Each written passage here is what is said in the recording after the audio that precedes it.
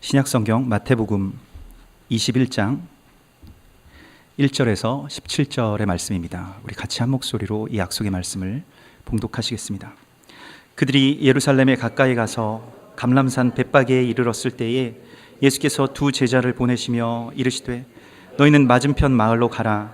그리하면 곧 매인 나귀와 나귀 새끼가 함께 있는 것을 보리니 풀어 내게로 끌고 오라. 만일 누가 무슨 말을 하거든 주가 쓰시겠다 하라. 그리하면 즉시 보내리라 하시니 이는 선지자를 통하여 하신 말씀을 이루려 하심이라.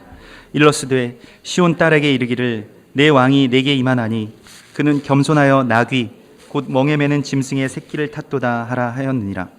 제자들이 가서 예수께서 명하신 대로 하여 나귀와 나귀 새끼를 끌고 와서 겉옷을 그 위에 얹음에 예수께서 그 위에 타시니 무리의 대다수는 그들의 겉옷을 길에 펴고 다른 이들은 나뭇가지를 베어 길에 펴고 앞에서 가고 뒤에서 따르는 무리가 소리 높여 이르되 호산나 다윗의 자손이여 찬송하리로다.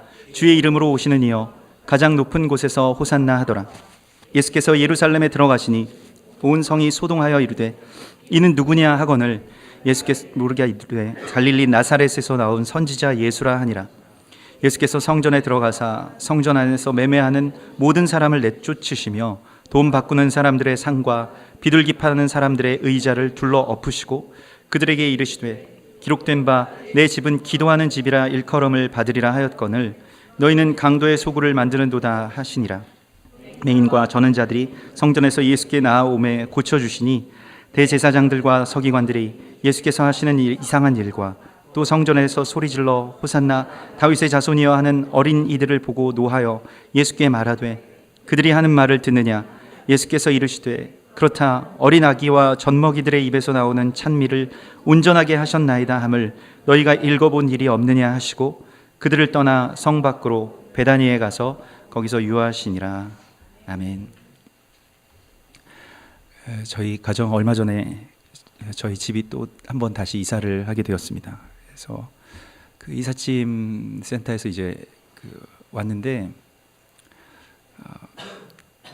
저는 이때까지 이사를 뭐 많이 해보지는 않았습니다만은 이사를 할 때마다 그 이삿짐 이 나르시는 분들이 그렇게 막 아주 썩 좋은 인상을 이렇게 남겨주고 가시는 분들이 없었어요. 그래서 그날은 이제 아침에 기도를 하고 우리 좋은 이삿짐 센터를 만나게 해달라고 기도를 하고 이사를 하러 갔는데 참 좋은 분이 오셨습니다. 그 팀장이신 분이 참 정말 젠틀하시고 그리고 마음 씀씀이가 이렇게 그 짐을 나르는 것을 옆에서 이렇게 지켜봐도 느껴질 정도로 참 좋았어요. 어떻게든 도와주려고 하시고 어떻게든 잘하려고 하시는데 그래서 그 짐이 아주 그 차 한 대에 이제 가득 채워서 가야 되니까 아니면 또 다른 차를 부르지 않기 위해서 짐을 싣다가 그분이 사다리에서 떨어지셨어요. 그래가지고 허리를 좀 이렇게 다치셨는데 뒤에서 지켜보던 저도 이제 깜짝 놀라고 그분도 굉장히 막 좀 고통스러워했습니다. 그래서 뭐 참고 일을 하시겠다는데 이게 볼수록 막 고통스럽고 잘 서 계시지도 못했어요. 그래서 어떻게 해야 되나 이럴 때는 어떻게 해야 되나 병원을 가시라고 해도 아니라고 그냥 뭐 내 몸은 내가 안다고 그러면서 일을 막 하시려고 하는데 잘 되질 않았습니다. 그래서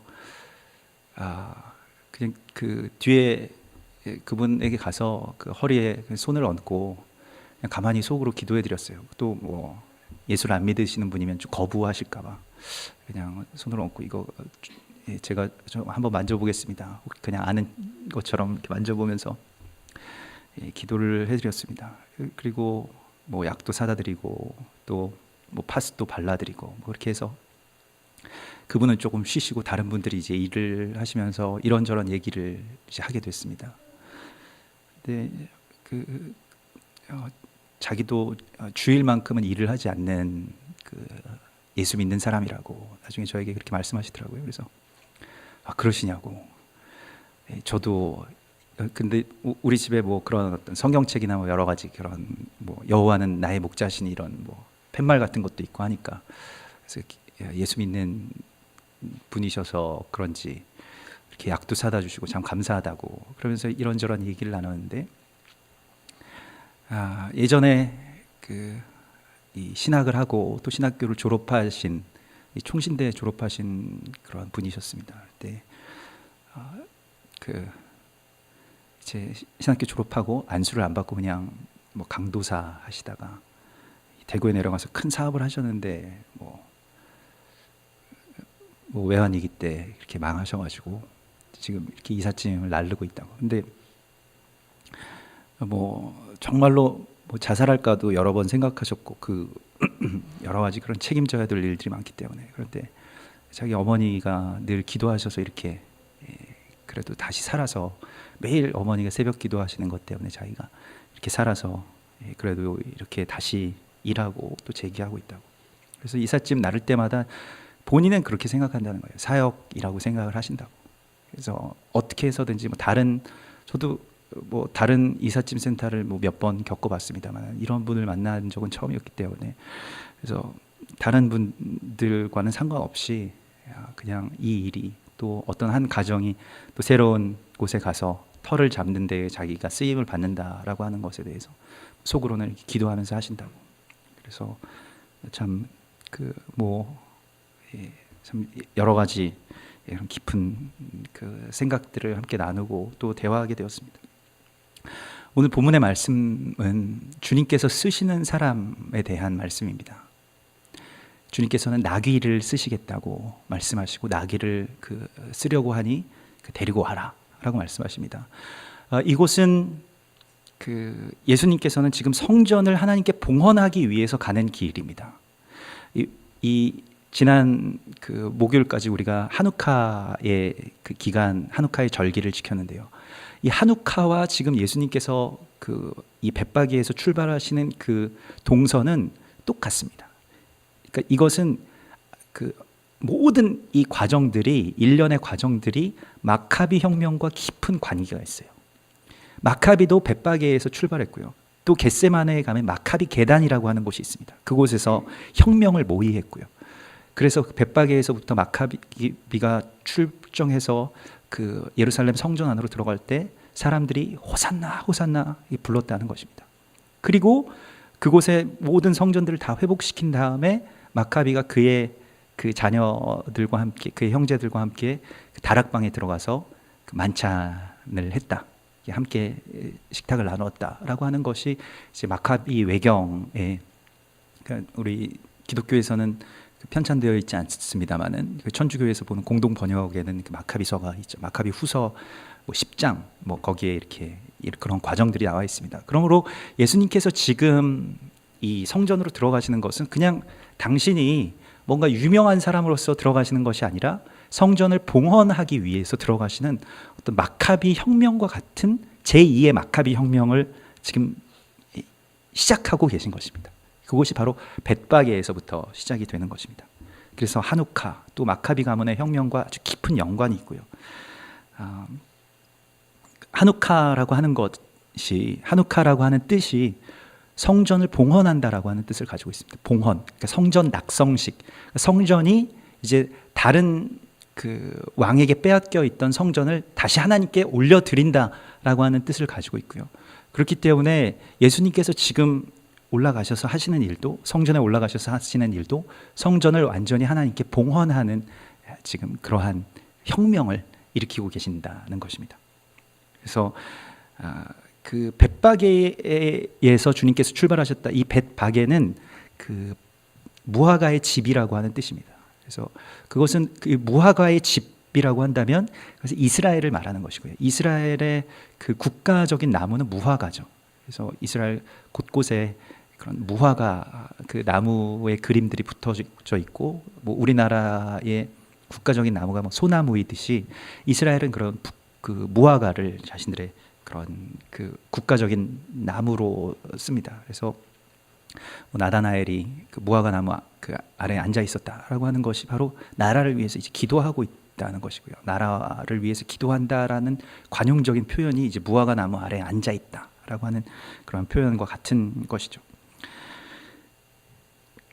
성전을 봉헌한다라고 했을 때 주님께서 이제 벳바게의 어떤 한 사람들에게 제자들을 보내십니다. 그리고 그 사람에게 주가 쓰시겠다라고 하는 한마디를 하라고 말합니다. 이것은 마치 암호처럼 그가 그 말을 들었을 때 자신의 나귀를 순순하게 내어주고, 한 번도 짐을 메어본 적이 없는 이 나귀 새끼를 함께 내어주게 된다는 것인데요. 우리도 살아가면서 주님의 이 암호와 같은 음성을 들을 때가 있습니다. 그러니까 남들이 들을 때는 조금 황당하기도 하고 얼토당토 않은 말인 것 같기도 하고 뭔가 근거가 없는 말인 것 같기도 한데, 어느 날 그냥 누가 와서 주가 쓰신다고 하라, 그래서 뭘 달라고 하면 주겠습니까? 이거 내 건데. 나귀 개 한 마리도 주기 힘들 겁니다. 그런데 나귀를 달라고 하면 주겠습니까? 그런데 무언가 암호와 같은 주의 음성을 들을 때가 있어요. 주님께서는 그러한 동역자들을 이미 창세 이전에 예비해 놓고 계신다는 것입니다. 그래서 우리가 주님의 음성을 듣는다라고 하는 것은 논리적으로 듣는 것이 아닙니다. 제자들이 그랬죠. 나를 따르라. 그런다고 해서 따르겠습니까? 좀 설명을 하고 따르려면 무슨 요일부터 무슨 요일까지 몇 번 나가면 되겠습니까? 이런 것에 대해서 설명도 안 하고 그냥 나를 따르라. 그러면 그냥 따르는 거예요. 그런데 그 이전에 평생 동안의 갈망과 소망과 주님께서 주신 그 마음, 또 성령께서 기다리게 하신 어떠한 그런 때에 주님께서 마치 스위치를 건드리시는 것, 스위치를 누르시는 것과 같이 그런 암호화된 음성을 주실 때가 있습니다. 이것이 부르심이고 콜링이죠. 우리가 이 음성을 듣기 위해서 우리는 평생 동안 준비하는 것입니다. 별 말씀이 아니에요. 그러니까 뭔가 큰 일이 일어나고 뭔가 큰 체험이 있고 큰 스토리가 있고 이러한 것이 아니고요. 어떤 한마디의 말씀을, 주님의 음성을 우리가 듣게 되는 것입니다. 그리고 그때에 우리는 자신을 내어드리는 거룩한 봉헌, 자신의 봉헌을 주님께 드리게 되는 것이죠. 이 나귀는 주님을 태우기 위해서 예비된 사람을 그렇게 뜻하고요. 그곳에 매어 있는 나귀를 풀어오라고 주님께서 말씀하시는 것이 무슨 의미가 있을까요? 벳바기에 매어 있는 나귀가 풀어지는 것, 그것이 바로 이스라엘이 매임에서 풀려나는 것을 말하는 것입니다. 이스라엘이 그 매임에서 풀려난다라고 하는 것은 성전이, 지금 이스라엘의 그 예루살렘 성전이 오히려 이스라엘의 매임이 되고 있다는 것을 유대인들이 모르고 있는 것이에요. 그래서 주님께서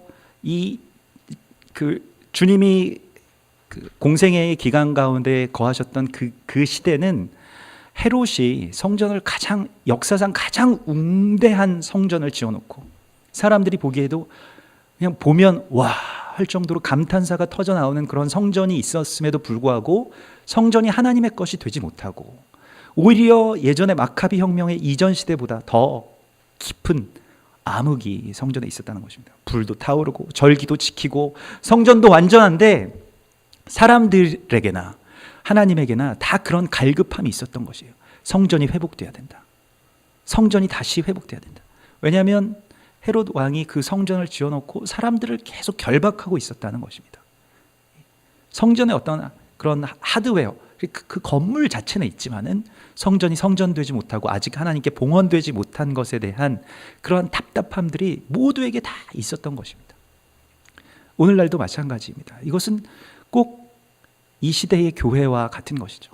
모든 하드웨어들이 가장 어쩌면 정말 너무하다 싶을 정도로 많은 교회와 또 많은 건물들이 있죠.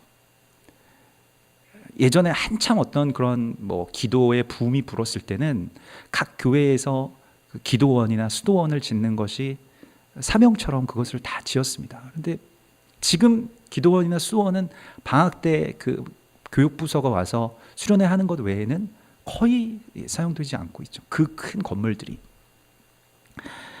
그렇게 매여서 또 그렇게 건물에 매여서 또 그렇게 하나님과 백성들이 만날 수 없는 그 만나야 되는 어떠한 그러한 그 빛이 사라진 그 교회, 또 그러한 성전, 그것을 회복시키시기 위해서 예수님께서 가십니다. 그리고 예수님께서는 그것을 회복시키기 위해서 우리를 봉헌물로 받으시기를 원하시는 것입니다. 그래서 우리를 부르시는 것이 주가 쓰시겠다고 하라.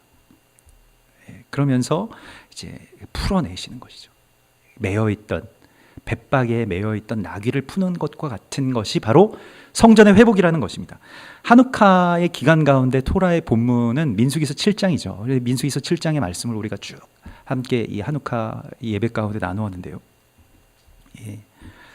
그 민수기서 7장의 말씀을 나눌 때 그 처음에는 첫 번째로는 성막이 봉헌되었을 때 첫 번째 봉헌물을 드렸던 지파는 유다 지파였습니다. 그리고 두 번째는 이사갈 지파가 드리는데요. 이사갈은 꿇어앉은 나귀라는 그런 별칭을 가지고 있습니다. 이 이사갈 지파의 그 어떤 문양은 나귀의 문양이죠. 창세기 49장에 야곱이 이사갈에게 그렇게 말합니다. 너는 꿇어앉은 양의 사이에, 양의 우리 사이에서 꿇어앉은 나귀다. 꿇어앉은 건장한 나귀로다. 그는 쉴 곳을 보고 좋게 여기며 토지를 보고 아름답게 여기고 어깨를 내려 짐을 메고 앞제 아래서 섬기리로다. 그래서 이것은 이 마지막 때의 한 세 사람의 그 거룩한 사명을 받은 교회를 뜻하는 것인데요. 양의 우리 사이에 꿇어 앉아서 뭘 하냐면 쉴 곳을 보고 좋게 여긴다는 것입니다. 쉴 곳, 그것이 어디입니까? 평안의 땅, 안식의 땅, 가나안이죠. 가나안을 보고 그 땅의 아름다움을 발견하는 자들, 여호수아와 갈렙과 같은 자들을 말하는 것이고요. 그리고 쉴 곳을 보고 좋게 여겨서 그냥 가서 쉬는 것이 아니라 그 땅을 회복하기 위해서 앞제 아래서 어깨를 내어주고 견디는 자들이라고 말하고 있습니다. 십자가를 지는 자들을 말하는 것입니다. 그것이 바로 나귀의 사명이고 그것이 바로 왕을 모시고 가는 교회의 사명인 것입니다. 교회가 교회로서 온전히 봉헌되려면 예수 그리스도께서 거하셔야 되겠죠. 예수 그리스도께서 가시는 곳으로 우리도 가야 됩니다. 그게 교회입니다. 건물이 아니고요. 또 어떤 모임이 아니고요. 예배를 드리는 사람이 아니고요. 주님의 뜻이 이루어지게 하기 위해서 동역하는 것이 교회입니다. 그것이 우리의 사명입니다. 오늘날에는 예배를 많이 드릴 사람이 필요한 것이 아니고요. 주님의 나라를 위해서 온전하게 바쳐질 사람이 필요한 것입니다. 많은 무리가 필요하지 않아요. 주님께서는 많은 무리를 늘 돌려보내셨습니다. 오히려 방해가 된다는 것이죠. 기드온의 용사들 2만 명이 필요한 것이 아니었습니다. 수십만 명의 그 대적들을 대적할 만한 용사들은 계속 돌려보내야만 했습니다. 주님의 뜻을 이루기 위해서 자신을 기꺼이 내어드리는 이 이사갈과 같은 교회, 이사갈과 같은 성도, 이사갈과 같이 꿇어앉은 나귀가 되는 것이 우리의 사명인 것입니다. 그 나귀는 꿇어앉은, 나귀가 주인을 태우기 위해서 뭘 해야 되냐면 꿇어앉아야 됩니다. 자신의 무릎을 굽혀야 된다는 것인데요. 그것이 이제 기도이고요. 우리가 이 마지막 때에 정말로 가치 있게 해야 될 일은 뭘 많이 행하는 것, 물론 주님께서 그 행하라고 하실 때 그것을 순종하는 것이 중요하지만 그 이전에 주님 앞에 꿇어앉는 것이 중요합니다. 기도하는 것이죠. 주님께 엎드리는 것이죠. 그래서 이스라엘이 풀리는 것은 성전이 허물어지는 것을 뜻하고요. 돌이 돌 위에 하나도 남지 않는 것을 뜻합니다. 성전이 그들의 어떤 매임이 된다면 그것이 풀어지는 것은 성전의 허물어진 것 같은 것입니다. 또한 이 나귀와 나귀 새끼를 데리고 오라고 말씀하실 때에는 이 세대가 함께 풀려나는 것을 말씀하시는데요. 특별히 이 민수기 7장에서도 그 백성의 지휘관들이, 지파들의 지휘관들이 나가서 예물을 드릴 때 꼭 누구의 아들 누가 나왔다, 누구의 아들 누가 나와서 드렸다라고 말합니다. 혼자 드리는 것이 아니고요. 아비와 자녀가 함께 주님께 봉헌되는 것을 말합니다. 그래서 이 봉헌하다, 하누카라고 하는 말은 교육하다, 기르다라고 하는 뜻을 갖고 있습니다. 교육하고 기르는 것이 봉헌과 같은 것입니다. 우리는 우리의 자녀들을 기를 때 봉헌하기 위해서 기르는 것입니다. 주님께 드리기 위해서 나의 자녀를 키우는 것입니다. 그것을 우리가 알지 못하면 헬라식 교육, 그것은 무엇입니까? 자녀의 어떤 자아를 강화시키기 위해서, 뭔가 그의 자아를 실현시키기 위해서, 그가 그것을 실현하는 것이 또한 나의 자아의 실현의 확장인 것처럼 되는 그런 바벨탑 위로 계속 자녀들을 계속 올려 보내야만 된다라는 어떤 강박 속에 빠져서 산다는 것입니다. 그러나 진정한 것은 진정한 봉헌은, 진정한 교육은 무엇이냐면 주님께 이 아이를 봉헌해서 드리는 것입니다. 마지막 때에 주님께서 말라기서 4장에서 말씀하신 것은 마지막 때는 아비들과 자녀들의 마음이 서로 돌이켜진다라고 말씀하고 있습니다. 아버지의 마음이 자녀들에게로 들어가게 되고요. 지금은 안 들어가잖아요.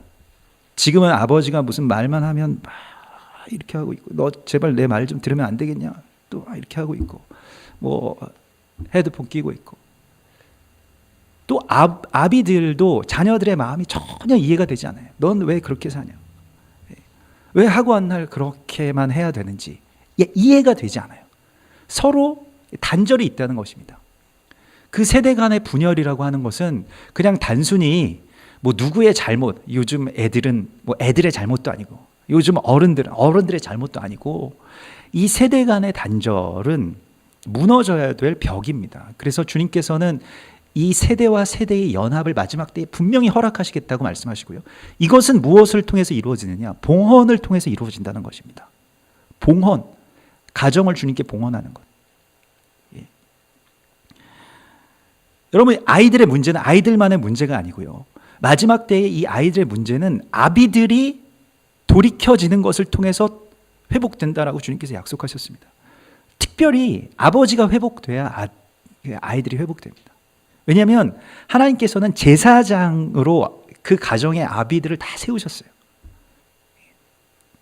어머니들은 뭐 특별히 큰 문제가 없습니다. 늘 아버지가 회복되는 것이 바로 그 쉐마의 회복이죠. 자녀들에게 이 말씀을 가르치라. 근데 아버지들이 자녀들에게 말씀을 가르칠 능력이 없어요. 아버지들이 자녀들에게 말씀을 가르칠 어떤 영적인 준비가 되어 있지 않으면 가정이 온전하게 봉헌되지 못합니다. 그러니까 아버지들이 하나님의 말씀 가운데 깊이 젖어야 자녀들에게 그것이 들어가게 되죠. 특별히 뭐 가르치는 것도 아니에요. 그냥 같이 얘기하고 또 같이 식사하고, 또 그러면서 아이들과 정말 친구 대 친구로서 이렇게 얘기를 하는 것이 쉐마 교육입니다. 쉐마 교육이 굉장히 좋은 것인데, 우리가 이번 주 토요일 날 이수근 목사님이 오셔서 그러한 것들에 대해서 나누실 텐데, 그분은 아이 셋을 입양하셔서 마지막 때를 대비하시면서 그 공동체를 세우기 위해서 시골에 들어가셔서 같이 농사 지으면서 아이들에게 성경 교육을 시키시는 분이세요. 뭐 굉장히 극단적이고 특별한 분이시긴 합니다만은, 그러나 그것이 마지막 때의 어떠한 한 사명인 것을, 그 어떤 그러한 열정들을 우리 가운데 나누어 주실 것입니다. 그리고 그분과 뭐 잠깐 이야기를 나누어 봤습니다. 결국에 그 쉐마 교육의 핵심은 아버지가 하나님 앞에 온전하게 봉헌되는 것이다 라는 것이죠. 근데 그 쉐마 교육 참 좋고, 그것을 하면 아이들이 뭐 우리가 생각하는 그런 아이들이 아니죠. 그때도 그 첫째 아이가 좀 장애가 있는 입양아였는데, 우리 교회 잠깐 그 예배 드리기 전에 잠깐 왔었는데요. 아이가 뭐 저도 목사인데 아침에 그렇게 오전에 이렇게 들어와서 오늘 제가 받은 그런 묵상한 말씀을 함께 나누고 싶습니다. 이 조그만 아이가 장애가 있는 아이인데 그렇게 이야기하고 자기 묵상을 나누고 또 뭐 시 쓴 것도 보여주고 그러는데 깜짝 놀랐어요. 근데 뭐 아이를 그렇게 키우는 것이 물론 굉장히 이상적으로 그렇게 키우는 것입니다만은, 그러나 중요한 것은 우리가 주님의 말씀 가운데 깊이 온전하게 헌신하고 들어가면 아이들에게 그것이 흘러간다는 것입니다. 또한 더 중요한 것도 있어요. 이 세대의 아이들이 하나님의 성령에 감동되어서 정말 열정적으로 일어나고 뛰고 하나님께 헌신하는 것을 또한 부모들이 그것을 받아야 된다는 것입니다. 그걸 받지 못해요. 그냥 어떤 그 종교적인 테두리 안에서 그냥 아이가 그냥 평범하게만 그냥 이 세상적으로 뭐 성취하는 것에 대해서는 좋지만, 아이가 그렇게 하나님께 헌신되는 것에 대해서는 별로 그렇게 좋아하지 않습니다. 얼마 전에 뭐 저희 그 친척 분들 중에 아는 분의 어떤 결혼식에 갔는데, 아이는 굉장히 헌신되어 있어요. 그러니까 그 아이가 결혼하는 아이, 그 두 신랑과 신부는 그 내비게이터에서 완전히 헌신된 아이들입니다. 그러니까 매일 교회, 매일 그 선교단체, 매일 성경 암송하고 오늘 내가 묵상한 말씀을 엄마와 함께 나누고 싶어요. 엄마는 꼭 그렇지는 않아요. 너 왜 그렇게 열심히 다니냐? 뭘 그렇게 하려고 열심히 그걸 하냐? 학교 나중에 뭐 할 거냐? 왜 또 선교단체에서 하나님만 보지 왜 또 자매를 만나서 뭐 볼 게 있다고 그 여자애랑 결혼하냐? 이런 세상적인 분이신데 그 자녀의 마음과 열정이 아비들에겐 전혀 가지 않는 것을 보게 됩니다. 근데 이것들이 이제 다시 마지막 때에는 연합되게 될 것이라고 말씀하셨고요. 이것을 놓고 뭘 해야 되느냐? 기도해야 됩니다. 정말로 자녀들을 위해서 자녀가 복을 받게 해주십시오, 잘 되게 해주십시오, 공부 잘하게 해주십시오 말고 정말로 제가 아브라함과 같이 이 아이를 주님의 제단에 드릴 수 있도록 해주십시오. 이것을 먼저 기도해야 되고요. 그게 제일 큰 문제니까요. 그렇게 되지 않았기 때문에 아이들에게 어떤 문제가 있다면 제가 봉헌되기를 원합니다. 그리고 참된 봉헌은 자기만 봉헌되는 게 아니에요. 자녀를 봉헌하기 위해서 함께 나가는 것입니다. 여러분, 우리가 전에도 함께 나눴지만은 아브라함이 모리아산에서 이삭을 드릴 때 이삭의 나이가 최소 17살이었다고 합니다. 아브라함은 막 꾸부정한 90 몇 세 이런 할아버지고요. 17살이랑 90세 할아버지랑 싸우면 누가 이기겠습니까? 이삭이 당연히 이기는 거죠. 힘으로 제압한 게 아니에요. 이삭도 묵묵하게 아버지의 그 봉헌에 동참한 것입니다. 이게 봉헌이고 이게 한우카입니다. 이게 참된 성전의 봉헌이고요. 우리의 가정이 그렇게 주님께 온전하게 봉헌되게 하기 위해서 나의 삶의 온전한 봉헌이 먼저 선행되어야 할 것입니다. 오늘 주님께서 이 성전에 들어가셔서 행하시는 일과 선포하시는 일들은 성전을 무너뜨리실 것이라고 하는 하나님의 말씀을 선포하신 것입니다. 성전을 무너뜨려야 성전이 봉헌된다는 것이에요. 167년 전에 마카비는 성전을 다시 세워서 하나님께 봉헌했다면 제2의 마카비 혁명인 예수 그리스도의 혁명은 성전을 파괴하는 것이었습니다. 이것은 많은 사람들의 분노와 또한 많은 사람들이 이해받지 못한 일이었습니다. 이번 주에 임박한 하나님의 때라고 하는 어떤 책을 읽었는데요. 로렌 샌포드라고 하는 분이 쓴 책인데 보통 이 마지막 때나 그런 어떤 임박한 엔드타임에 대해서 쓴 책들은 조금 계시적이고 예언적이고 내가 어떤 환상을 봤습니다. 이러한 어떠한 흔히 말하는 신사도주의적인 책들이 많은데 이 책은 굉장히 그러한 내용과는 좀 거리가 있고 아주 우리와 잘 통하는 그런 책이었습니다. 그래서 예상외로 아주 기쁨으로 그 책을 보게 되었는데 거기에서 그 로렌 샌포드 목사님이 쓴 글이 바로 그런 글이 있었습니다. 사역을 하는 데 있어서 거의 대부분의 경우 성공은 독이 된다. 교회와 또 사역자들의 성공은 독이 되더라는 것입니다. 그리고 마지막 때에 대해서 쓴 아주 첫 번째 챕터의 글은 교회는 앞으로 많은 실패를 경험하게 될 것이다. 이것은 굉장히 성경적인 내용이고요. 실패한다라고 써져 있었습니다. 평안과 치유라고 하는 것이 어떤 나에 대한 초점을 맞추고 그 종교에서는 그러한 것을 추구하죠. 교회에 나오면 또 성당에 가면 어떤 사찰에 가면 내가 평안하고 또 치유된다 하는 것에 대해서 집중해 있다면 우리는 하나님의 평안 또한 그의 나라의 회복에 초점을 맞추면서 살아가야 하는 자들입니다. 이것이 참된 교회고요. 교회가 그렇게 되기 위해서 교회는 파괴되어야 합니다. 세례 요한은 자기의 실패가 주님의 흥함이 되리라고 하는 믿음을 가지고 있었습니다. 샤밧이라고 하는 것, 안식이라는 뜻인데 그 샤밧의 뜻 가운데 우리가 잘 그렇게 알려고 하지 않는 그 뜻이 있어요. 그 사전적인 뜻 가운데 샤밧의 뜻은 물론 쉬다라고 하는 뜻도 있지만 실패하다는 뜻을 가지고 있습니다. 실패하다, 일이 잘 안 되다. 그런데 그것이 샤밧이라는 것입니다.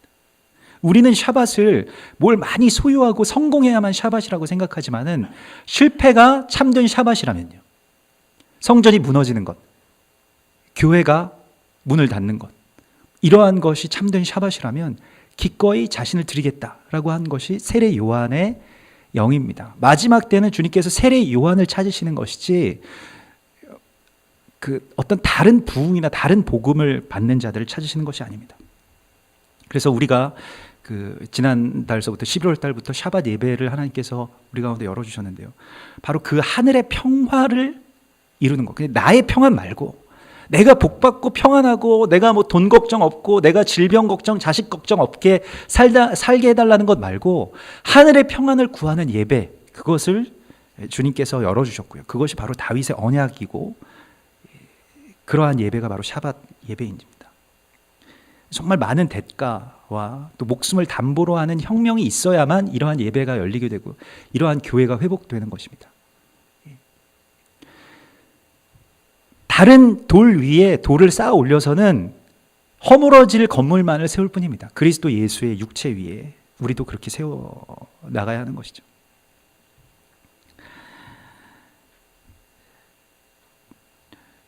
그날의 마카비는 입성해서 성전을 다시 회복했다. 두 번째의 마카비인 예수 그리스도께서는 성전이 파괴될 것을 예언하십니다. 그리고 성전에 임하셔서 심판하시죠. 내 집은 만민의 기도하는 집이 되어야 하리라 하였거늘 너희는 강도의 소굴을 만들었다. 강도가 뭡니까? 자신의 욕망을 채우기 위해서 다른 사람을 죽이는 자들이잖아요. 다른 사람들의 것을 빼앗고, 그게 강도잖아요. 우리의 영적인 강도를 주님께서 말씀하시는 것입니다. 그냥 나와 또 나의 것들을 채우기 위해서 다른 사람의 것을 빼앗고 있지 않은지, 그것이 무엇입니까? 다른 사람은 못 들어오게 막는 것이었어요. 연합을 파괴하는 것이었습니다.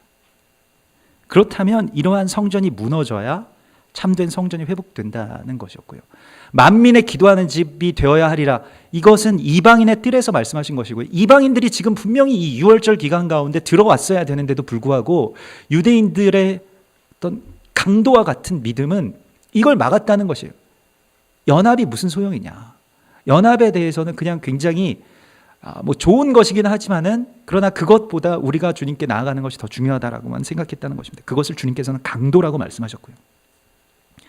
이 성전이 무너져야 참된 성전이 회복됩니다. 여러분, 마지막 때는 반드시 주님께서 그 교회에게 어떤 선택의 지점 가운데 우리가 서 있고요. 그것을 계속 물으실 것입니다. 로마서 11장에 그들을 버리는 것이 세상의 화목이 되었다라고 말씀하고 있어요. 그것이 바로 유대인들을 말하는, 이스라엘 성전이 무너지고 이스라엘이 멸망하고 다 흩어지는 것이 세상의 화목이 되거든 또한 마지막 때에는 그들을 받아들이는 것이 죽은 자 가운데서 살아나는 것이 아니면 무엇이리요. 그들을 다시 우리가 이제 이 세상이 또 이방의 교회가 그들을 받아들이는 것이 그가 죽은 자 가운데서 살아나는 것, 그것은 그냥 우리의 만민의 어떤 부활, 휴거를 의미하기도 하지만 예수 그리스도께서 다시 이 땅 가운데 오시는 것과 깊은 연관이 있습니다. 재림과 연관이 있고요. 오늘 그렇게 만민의 기도하는 집이 되어야 하리라 하고 성전을 정리하셨을 때 어떤 일이 일어났는지를 보면 정말로 박수가 나오게 됩니다. 14절의 말씀인데요. 주님께서 다 그걸 정리하셨을 때 어떤 일이 일어났습니까? 맹인들과 저는 자들이 주님께로 나오게 됩니다. 성전에 들어올 수 없게 되었던 자들이에요. 주님이 봉헌하신 성전에는 맹인과 저는 자들이 나오는 곳입니다. 사람들이 너희는 들어올 수 없다. 너희는 죄인이기 때문에, 너희는 완전히 맹인이고 저는 자들이기 때문에 들어올 수 없다 라고 하는 자들이 나오게 된다는 것입니다. 성전이 회복되는 것과 깊은 관계가 있어요. 맹인과 저는 자들이 나오는 것은 아주 깊은 관계가 있고요. 사무엘하 5장 8절에서 다윗이 예루살렘 성을 회복하였을 때도 이러한 구절이 나옵니다. 맹인과 저는 자들이 어떤 한 키를 쥐고 있는 것으로 나옵니다. 그래서 그들을 들어올 수 없게 하는 종교인들, 또 교만을 패하는 것이 진정한 성전의 봉헌이라고 주님께서 말씀하십니다. 지난 샤밧 예배에 정말 많은 분들이 오셨어요. 우리가 뭐 많이 홍보한 것도 아니고 또 많이 초대한 것도 아니지만 많은 분들이 오셨습니다. 그래서 항상 그 생명이 있는 곳에는 하나님께서 택하신 자들을 주님께서 보내주시고 또 그러한 주님의 사람들이 그곳을 찾아서 나오게 되어 있죠. 그래서 그렇게 많은 분들이 오셔서 예배를 드리고 참 은혜로운 시간이었는데 저는 보지 못하였습니다만은 그날 우리 교회에 찾아오신 어떤 한 분이 계셨어요. 그분은 우리 교회나 또 샤반 예배에 전혀 어울리지 않는 어떤 분위기와 복장을 하고 계셨습니다. 마치 노숙하시는 분과 같은 그러한 분이셨다고 하는데요. 그분이 횡설수설하시고 막 왔다 갔다 하셔서 우리 성도분 중에 한 분이 나가셔서 말씀을 나누었는데 하여튼 교회와 이런 것에 대해서 여러 가지 얘기를 하시다가 결론은 그거예요. 이제 바지를 좀 사달라. 내가 바지를 가지고 왔는데 그걸 좀 사달라는 그러한 것이었습니다. 예. 그런데 감사한 것은 우리 그분을 하고 대화를 나누셨던 우리 집사님이 그분이 이 샤반 예배에 찾아오신 예수님이 아닐까 하는 생각을 하셨다는 거예요. 그래서 모시고 나가서 바지를 사주셨답니다. 그게 얼마나 감사한지요. 정말로 그게 샤밧입니다. 참된 샤밧, 참된 평화는 우리가 받아들일 수 없었던 것들을 받아들이는 것, 전에는 원수되었던 자들을 받아들이게 되는 것, 전에는 우리가 쫓아내었던, 내가 스스로 밀어내었던 원수가 다시 그리스도 예수의 영으로 하나가 되는 것, 그것을 말하는 것입니다. 만일 정말로 우리끼리의 어떤 종교적인 만족, 또 안정, 스스로의 진리 안에 서 있기 때문에 다른 사람들을 받아들일 수 없다라고 하는 생각 속에 우리가 머문다면 우리의 교회는 폐하여질 것입니다. 성전은 폐하여지고 말 것입니다. 이 시대의 교회는 바로 그런 기로에 서 있고요. 그리고 맹인들과 저는 자들이 다시 일어서는 그 회복의 날을 주님께서 우리 가운데 선포하라고 말씀하십니다. 그것에 대해서 그것이 바로 한 세 사람이고요. 그리고 그 일을 할 수 있는 자들은 누구라고 말씀하시냐면 오늘 이 모든 일들에 대해서 분노하는 자들이 있었어요. 종교인들은 이러한 맹인들과 절름발이들이 나오는 것에 참을 수가 없었습니다. 뭐 하는 것이냐? 왜 이런 일들이 있느냐? 주님께서는 말씀하십니다. 어린아이들과 젖먹이들의 입에서 나오는 찬미를 주님께서 온전케 하신다. 그것을 받으신다는 것입니다. 여러분, 마지막 때에 정말로 우리가 어린아기와 젖먹이들과 같이 돌아간다면 주님께서는 우리를 받으실 것입니다. 연합이라고 하는 것, 그리고 성전의 회복이라고 하는 것은 힘으로 하는 것이 아니고요, 군사력으로 하는 것이 아니고요, 그때의 마카비의 혁명도 그랬고 예수 그리스도의 혁명도 그랬고 정말로 연약하고 미약한 자들이 그러나 자신들의 생명을 온전하게 주님께 봉헌하였을 때 주님께서는 그것을 통해서 큰 역사를 이루시는 것입니다. 참된 봉헌은 우리가 주님을 의뢰하지 않고서는 살 수 없다라고 하는 그 온전한 의지 안에서 생겨나는 것입니다. 나의 연약함, 나의 부족함으로 돌아가는 것이죠. 이 혁명의 길에 주님께서는 우리를 부르신 것입니다. 그 나귀로 우리를 부르신 것입니다. 지금까지 우리 교회가 세워진 지 2년이 조금 넘었습니다마는 성도들이 알게 모르게 이 일을 위해서 많은 대가들을 지불을 하였을 것입니다. 자신의 어깨를 내어주고 고통을 당하는 그 길 가운데 우리가 서 있었죠.